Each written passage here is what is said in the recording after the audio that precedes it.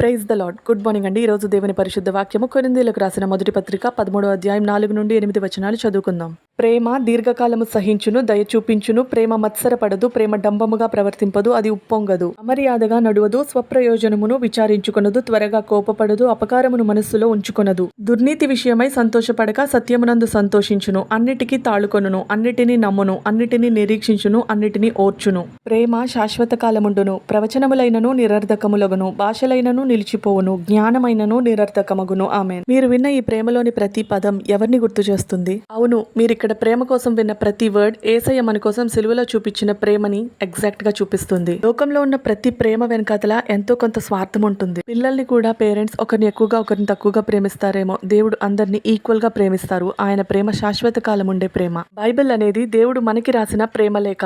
ఆ ప్రేమ లేఖని చదివి అర్థం చేసుకుని దేవుని ప్రేమని యాక్సెప్ట్ చేస్తారా? ఈ ప్రేమ ఏమీ ఆశించదు.